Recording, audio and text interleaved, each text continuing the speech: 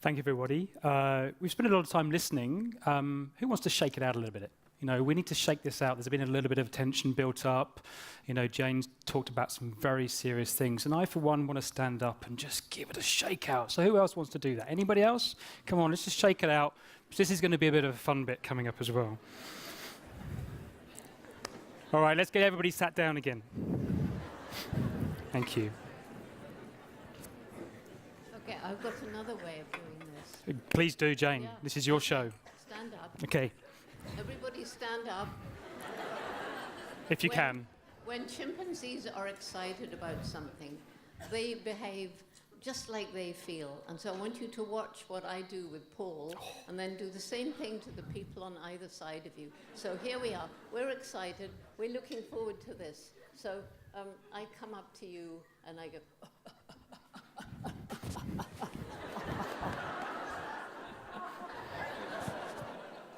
Your turn. Come on.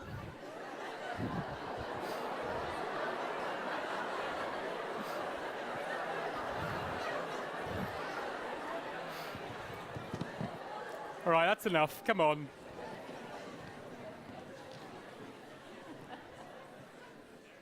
You've had your fun. That's it. Now you might find here this chat is, we're not going to dwell too much on the past. We're going to talk about the present. We're going to talk about what makes Jane Jane, and we're going to talk very much about the future.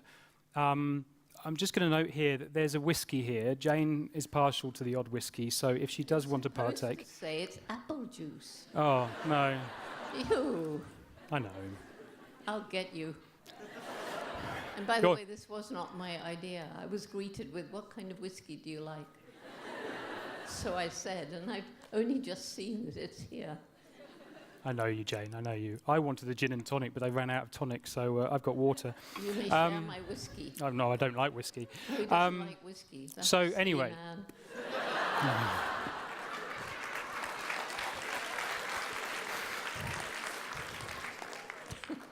It's what it's like dealing with Jane. It's really what it's like. Nervous? I'm not talking to you, I'm talking to myself. So, everybody's sitting comfortably, then I shall begin. Once upon a time, there was a young girl called Jane.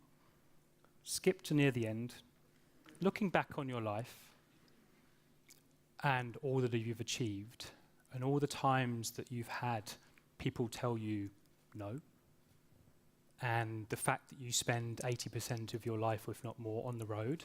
And I know sort of like a little bit of how that feels, traveling for your passion and for your work. Have you ever thought to yourself, you know what, I give up, I'm done, world, it's your problem?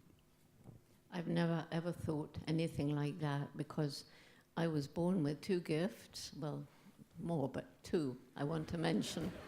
And well, you know, you do get given certain gifts, and I guess that because I wasn't ugly, it was helpful, maybe. Anyway, that's not what I want to talk about. What I want to talk about is, one, a good constitution, which I inherited from my father, and secondly, a gift of communication. And the world is in such dire straits right now that because I can talk and people listen and I can write, and that was what I wanted to do as a child, I just feel compelled, as long as I can, to carry on. So it's really been that purpose and that mission that's kept you going, yes, kept you resilient. A mission. And it's almost like I'm being pushed or pulled. Yeah. Sorry, our CEO like to harp in sometimes and get a point across. So, talking of that resilience, what do you think you could say to people now? We are constantly coming up against people, you know, young people who are not hopeful. They desperately want to do stuff. What can you talk to them about maintaining that resilience in the face of adversity? Well, I usually tell stories. I tell stories about, you know, people who have overcome tremendous difficulties. But I find that, especially if you get young people, if you catch them when they're young, you know, sort of 4 up to 15, and they become involved, and I'm going to say Roots and Shoots because I think it's the most exciting program, because it's holistic and it can grow anywhere. It can even be 2 kids in a family, actually. And we've even had lone Roots and Shoots And once they see that what they're doing is making a difference, and then they know that in 99 countries there are young people just like them, then you begin to see, you hear this thing, think globally, act locally. And I always say it's the wrong way round, because thinking globally is what you're talking about. You feel helpless and hopeless. But if you think locally and act locally and see that you've made a difference, then you think of the cumulative difference that hundreds of thousands of young people are making now, then you begin to feel hopeful. Mm. So you sort of have to sort of surround yourself with this sort of reminders, this inspiration, constantly looking at what people are doing around you all over the world or even locally to you.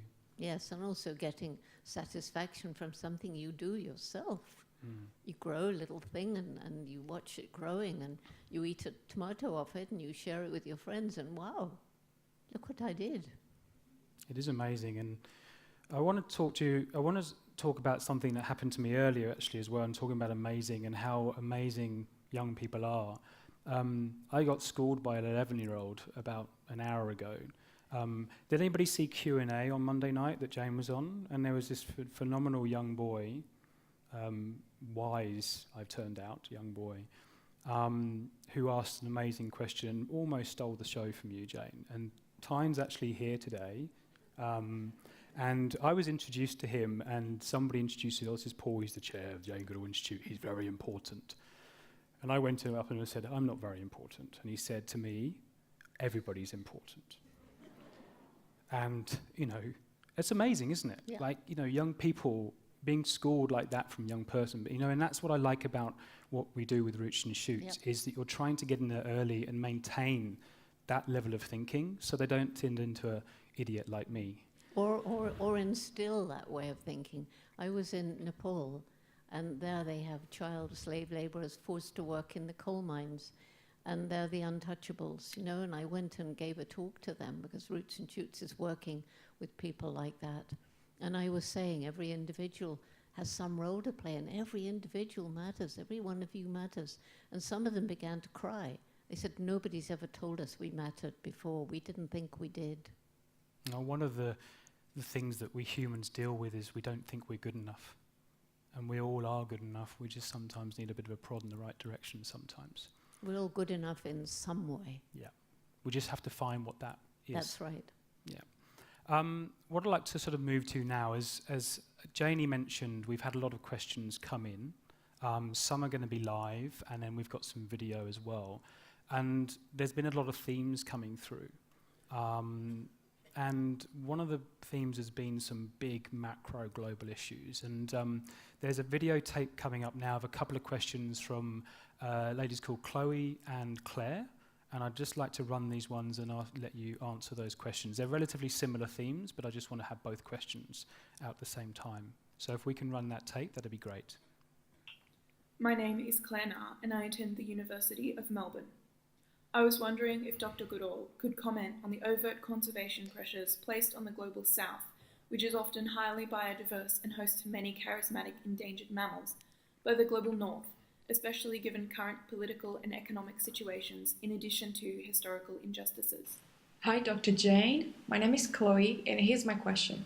From your perspective, what would be the most effective way for humankind to thrive, and what would it cost? Thank you. Well, this is an entire lecture, isn't it? You've got 5 minutes. I think I better do it in less than that. Anyway, basically, a lot of people don't understand that the way that we are overusing the natural resources of the planet, which are not infinite, they're finite. And this is having an adverse effect on people in what's called the South. And of course, I've seen it for myself. I've seen people who've been driven from their homes because of big corporations coming in. And the big corporations are coming from the Western world, and they're making a lot of money. And corrupt politicians in Africa, Asia, are also making a lot of money out of those companies. But the people on the ground are poorer. And there's a lot of blame these days placed on China, And China is indeed having a huge impact in Africa on the environment, but China isn't doing any more than European colonialism. It isn't doing any more than the big corporations today. And so what people are talking about is trying to put a price, a true price, on the food we eat, taking into account all the poverty that it's inducing in other parts of the world. Try and make things fairer. And that answers Chloe's second question. We have to try, the three biggest problems I see on the planet. One is poverty, crippling poverty, where you destroy the environment because you have to. You've got to try and grow food to feed your family or sell some charcoal or something like that. And then there's the unsustainable lifestyle of the rest of us. There's probably not many people in this audience who don't have more than they actually need. I felt so lucky to grow up in the war when we valued every single thing, when we learned to take nothing for granted. I was at Olduvai Gorge with Louis Leakey. We were given to wash 1 cup of water a day. That was it. And so you learn not to take things for granted. We need more people to understand that we really must think carefully how we use these precious natural resources, that some of them are not renewable. And if we don't change the way we think, and if continually populations grow, which is the other big problem, then what's it going to be like in 100 years? I don't know. And that's why I have this hope in the young people and this human brain. We have a brain, and we have to use that brain, our power of language, and the energy and commitment of young people like our youth leaders. And if we really work at it together, but we've got to also do something about the violence, the domestic violence, the warfare. It's not easy, and there aren't any simple answers, and I certainly can't give them. We're dealing with humanity. We're dealing with humanity. We're a complex beast. Yeah, we're very, very complex, and unfortunately, until we can root out corruption and a love of money, those are the two, aren't they? They really are. Corruption and the love of money. And measuring success by worldly goods. We've got to change that. We've got to think more in like Buddhist, or I don't know. It's pretty powerful stuff, isn't it? And this is the sort of stuff, it can be very overwhelming for people. Yeah, it is to overwhelming. Think. It's very overwhelming. What problem, what cause do you choose? And a lot of people become indifferent instead of the opposite, which is what we need, more compassionate. Yes, they become apathetic because they feel helpless. Yes, which takes back to your point of just starting with something. Starting with something. One of the things that brought it to life for me a long time ago and led me to become a vegetarian, for example, was there's more than enough food in this world to feed everybody. The problem is a large proportion of it's being used to feed something else, to feed us. To feed This animals. exactly. That's And why I'd love to carry- talk to you about, you didn't get a chance to tell the story of Cow and Mr. H. I'd like you to tell that story. Well, Cow was given to me by a little girl, and I was going to actually give her away because, I can't carry too much with me. But actually, Cow I use when I'm talking about the importance of becoming a vegetarian, because so many more people and more people and more people around the planet, as they get wealthy, are eating more and more and more meat. In some countries, it's a status symbol. And, if anybody's been into one of these intensive farms and sees what goes on, the cruelty in the intensive farms, which are growing up to feed all these people all this meat. And then on top of that, there is the destruction of habitat to grow the grain, to feed them. And there's more grain grown to feed livestock today than grown to feed people. It's ridiculous. And people are starving. Anyway, and then you use all this fossil fuel to take the grain to the animals to the slaughterhouse, the meat to the table. And then on top of that, these, particularly cows, because they're ruminants, but food in one end, gas out the other. And that's methane, and that's another very potent greenhouse gas along with CO2. And if you don't care about any of those things, What about the fact that these poor animals have to be fed antibiotics just to keep them alive? And the bacteria are building up resistance. More and more people are dying because there's no antibiotic that will cure a cut on the finger. There's a book called The Killer Within. One of the authors is my friend Mark Plotkin, and it's chilling. So, you know, being a vegetarian makes a huge difference, and it's spreading all around the world. And, do we need meat? People say, oh, but we have to have meat to be healthy. Stop eating meat, you feel light. And anyway, we have the gut of a herbivore, which has a long gut to digest the last bits of goodness from grass and stuff. Whereas a carnivore has a short gut. It wants to get rid of the meat quickly before it putrefies in the stomach. And so we're eating meat which has to go through our long gut. It's not very good for us. Certainly isn't. So obviously being a vegetarian is a bit of a habit for you, and I want to turn the conversation to Jane and what makes Jane Jane. Now, we obviously heard from Professor Pretorius, and we found out just how observant you are, and that's pretty obvious given your background. But what other habits make you, you? Well, the habits that make me me, you should really ask the people who travel around with me. Probably Nancy would have a good idea by now. But we'll keep it positive for now, if we may. So, well, basically, what makes me me? I've always, luckily, been sort of minimalist. You know, I don't care about food. I don't care about money. I care desperately about money for JGI and Roots and Shoots, but not for me. You know, I have been given money for books and things, but it's all gone to give scholarships to Tanzanian students, for example.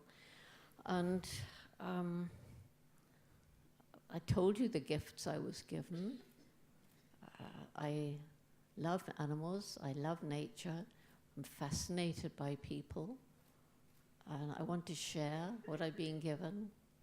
I don't know. You tell me. Well, it keeps you going, doesn't it? Because essentially, if you think about it, you spend so much time on the road. You're surrounded by kings, queens, sultans, celebrities, and all the trappings of that could be very persuasive. But you're a very simple person. I don't mean in terms of simpleton. Yeah, no, I know what you You're mean. a very simple person. Well, I worked it out when this, what do you want to call it, celebrity sort of thing started. I was so horrified. I basically was so shy. And but Geographic created an icon. And I suddenly realized that icon is useful for this Jane. This Jane is not that Jane, but this Jane will use that Jane to take this Jane's message out to the world because I care. Yeah, and that keeps you saying the same lecture over and over and talking the same story over and over, where other lesser people would probably get bored and put it in. But again, going back to the fact that you understand what your purpose is and your mission is, and you'll keep going and doing that. Yes, and when I get time, there's so much more I can say in a lecture. I mean, there's just so much to try and share with people. That's why books are so important. Yeah. Talking about all the people that you have met, and you've met a lot of people, is there anybody still in your life that you haven't met who's alive today that you would love to meet? I really, really want to meet the Pope. I really, really don't want to meet Donald Trump.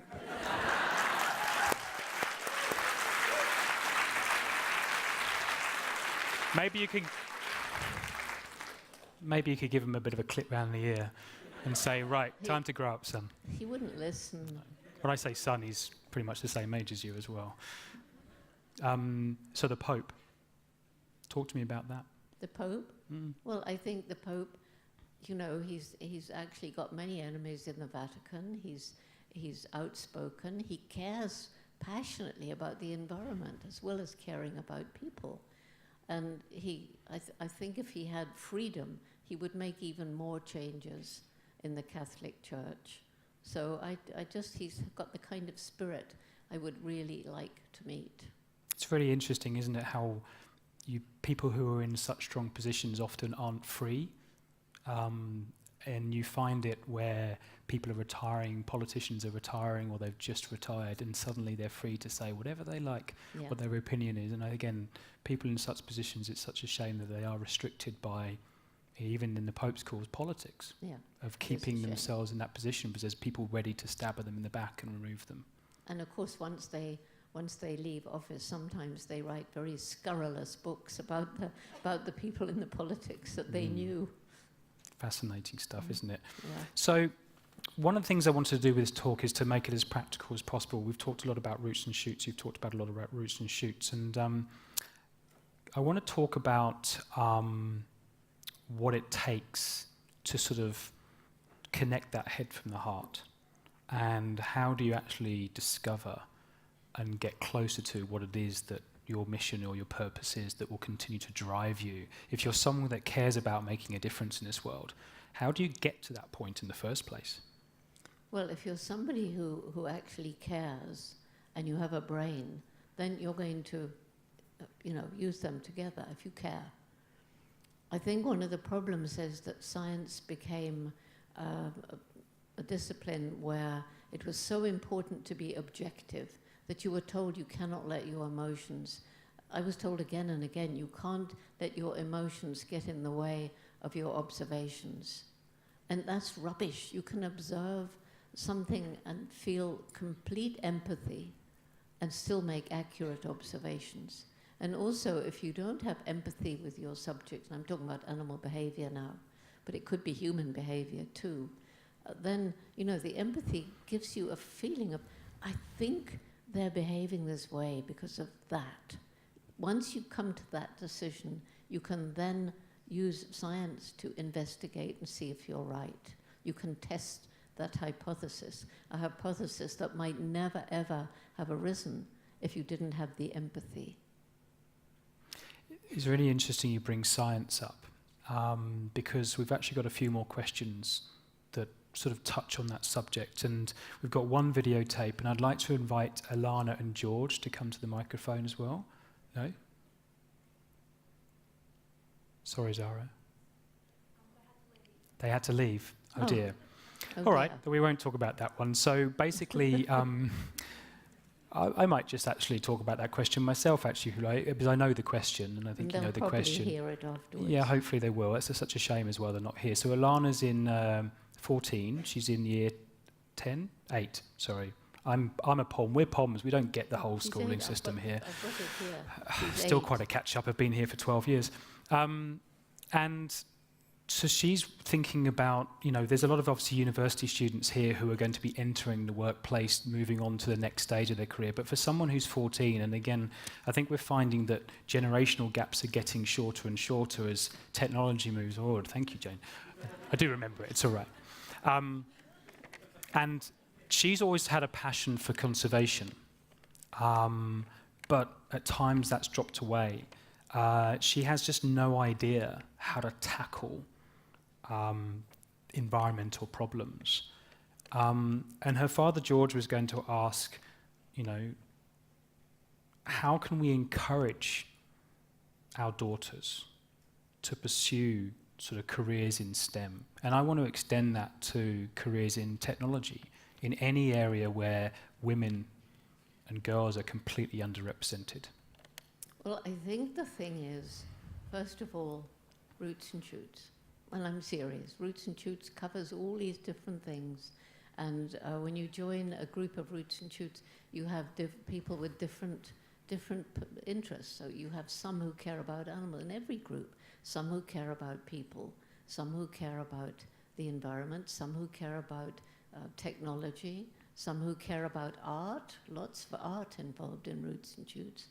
And so in a group of roots and shoots, and particularly because we try and link them around the world, then you find others who are interested in these things, and maybe that sparks an interest in you. But the main thing I would say to parents is to support your child in what the child wants to do.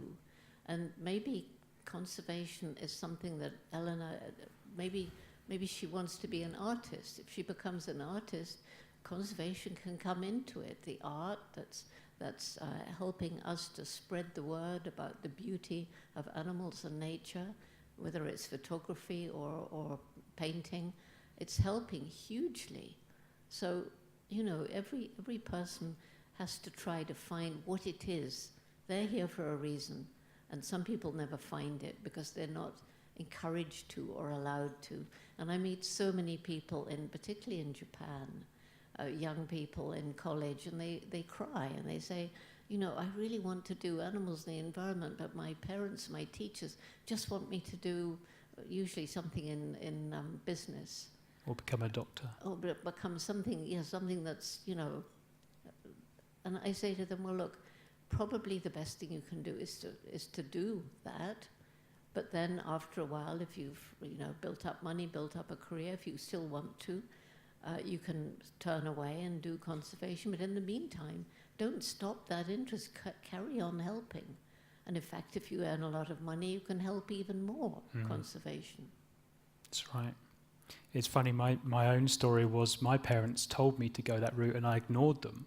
That's what happens. Because I was surrounded by other people, my friends, my peers, who weren't supportive of that. And I think that's the important thing. It's not just down to the parents and the teachers. It's also right to surround yourself with people who will support your journey, but you can only do that if you communicate what it is that you want to do. And we talk about this in my day job with the boardroom, is the more you talk to people about what your why is, the more that will completely reinforce that.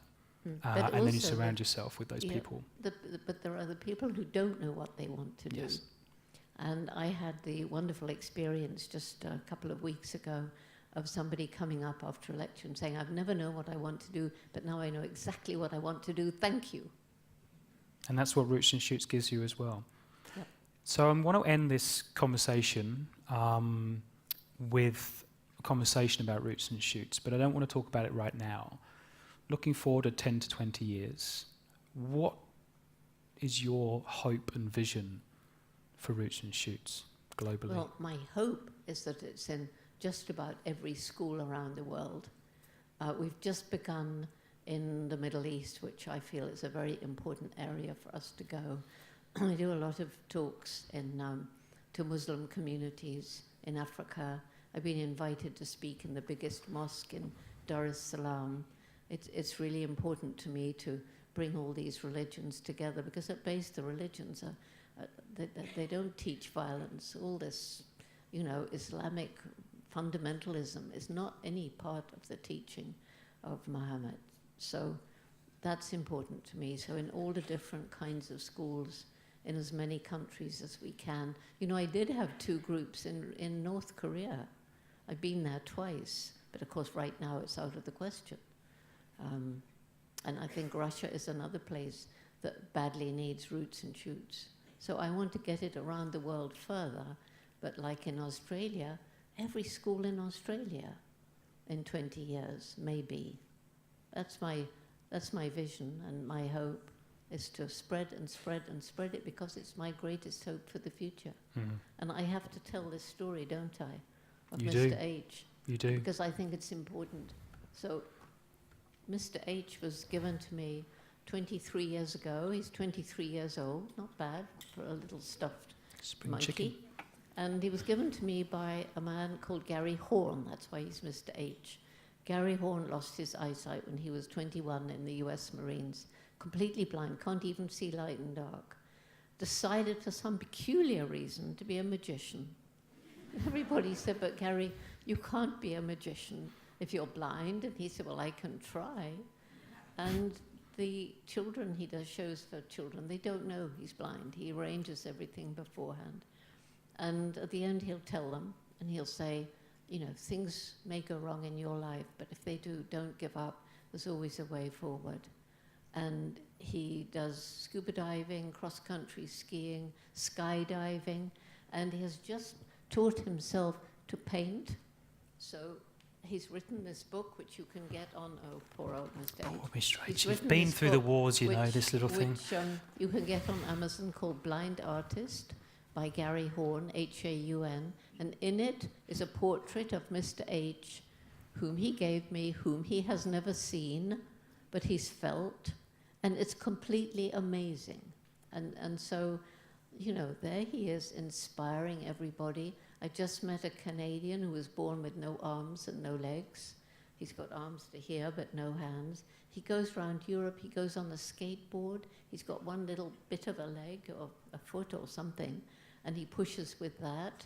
And I've spent several hours talking with him. He drives a tractor on a farm. He's so filled with life and spirit and energy, you know. So there are these people, these are the people that inspire me. Yeah. This is the indomitable spirit. The rest of us really haven't got any excuses not to do anything, No, have we we? haven't got any excuses. There's somebody here in the front row in a wheelchair, one of those people, the indomitable spirit. And I'm going to come and say hello to you afterwards. I think that's actually a wonderful note to end this conversation on, is about that spirit. And the fact is, in this country, very few of us have really got an excuse not to do anything. There's another spirit. spirit. Yeah, another spirit. Dr. Jane Goodall.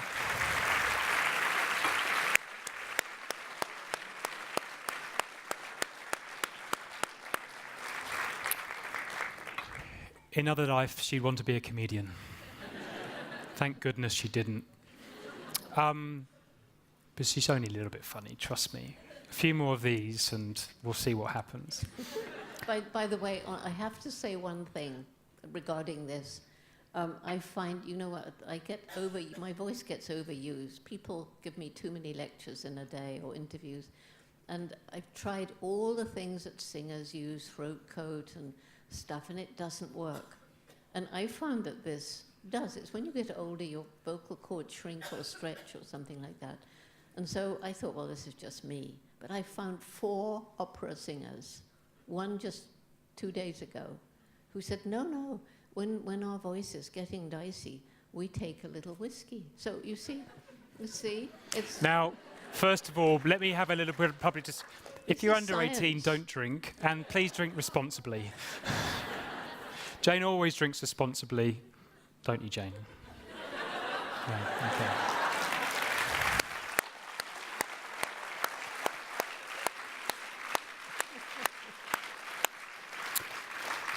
It's been an absolute pleasure and an honour to talk to you today. It's actually been quite a long journey for me. When I first met Jane many years ago, I picked her up from Sydney Airport because I was the designated chauffeur. I'd just joined the board a few months beforehand, and it was 5:30 in the morning. And you know, 5:30 in the morning in Sydney, there's not really much to do. So we took you down to Bondi Beach.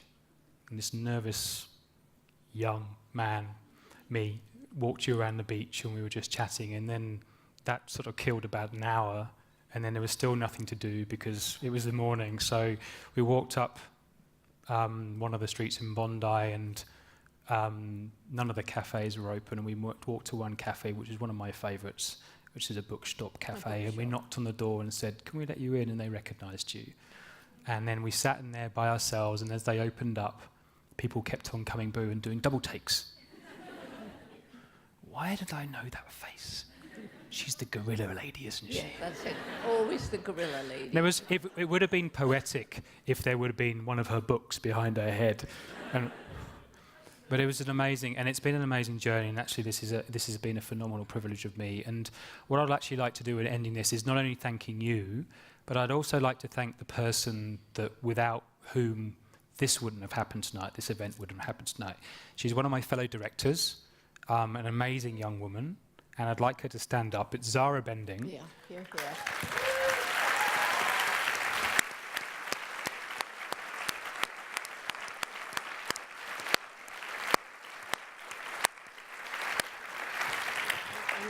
Can I just thank one more person, which is Sue Connell, because she helped start JGI and Roots and Shoots in Australia. Where are you, Sue? She's in the back. Yeah, she's doing what she always does, She's is always working in the hard. back. Anyway, she also contributes a lot financially. She does. So she's a wonderful person. And we've got an amazing team of people. So and thank you, Sue. Yes.